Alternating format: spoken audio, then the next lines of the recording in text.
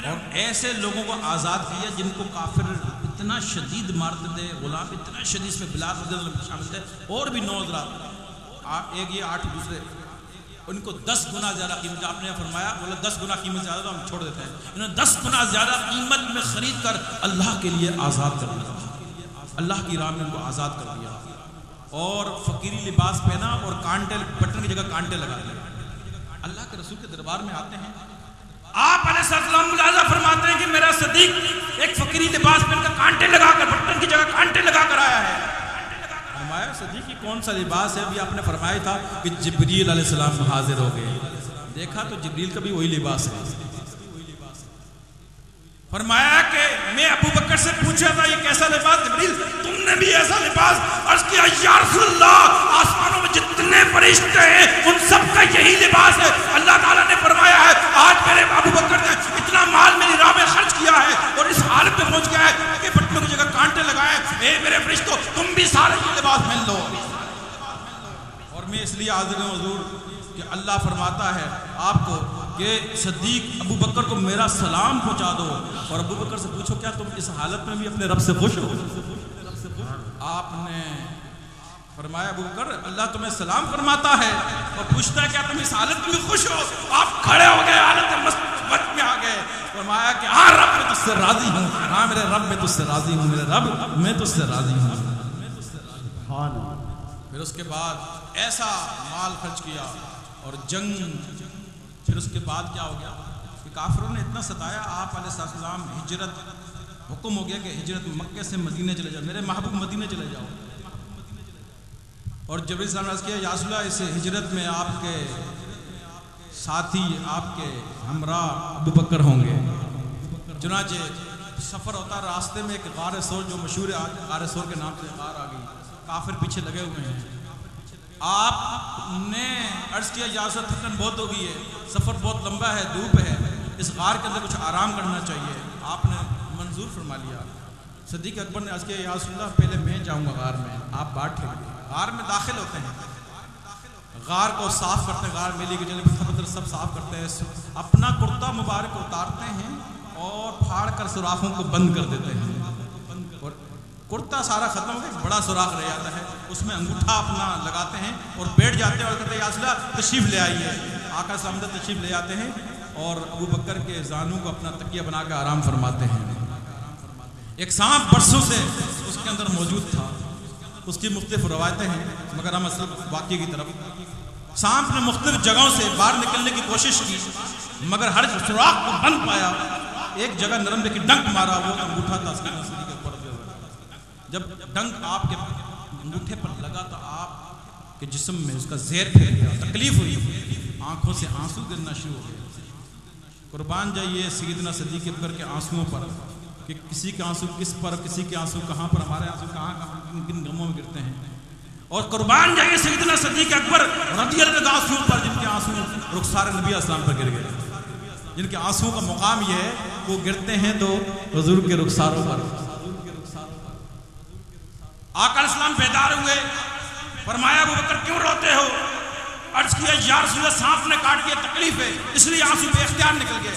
आप अलैहिस्सलाम ने लोहा पे तेन अपने मुंह से निकाला और उस जगह पर, जख्म की जगह पर, डंक की जगह लगाया, सदीक़ अकबर दिल का आराम आ गया। अरे ये बात पता लगती है, बताती है, दिल एक हार की तरह है। अगर कोई शख्स चाहता है, नबी से मोहब्बत करता है और ये चाहता है कि नबी मेरे दिल में आ जाए, नबी की मोहब्बत मेरे दिल में आ जाए, मेरे दिल में नबी बस जाए, तो वो हर किस आएंगे, कैसे आएंगे? अरे पहले गार में सदीक़ अकबर जाते हैं, फिर नबी जाते हैं, अपने दिल में सदीक़ अकबर को पहले लाओ, वो दिल को साफ करेंगे और नबी अलैहिस्सलाम तशरीफ लाएंगे। नारे तकबीर, नारे रिसालत।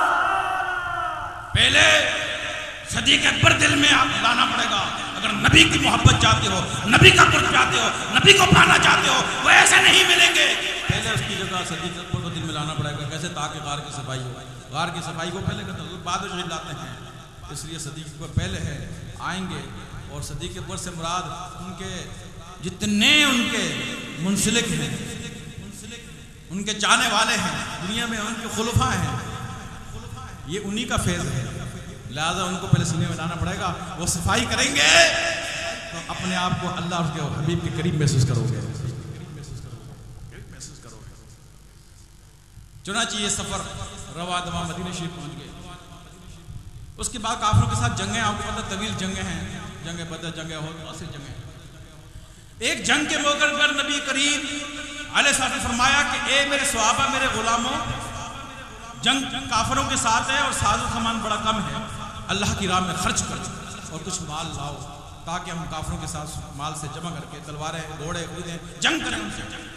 उमर फारूक रज़ियल्लाहु ताला दिल में सोचा कि ऐसा है कि हमेशा अबू बकर हमसे नेकियों में आगे निकल जाते हैं, आज कोई मैं ऐसा काम कर दूं जिससे मैं आगे निकल जाऊं।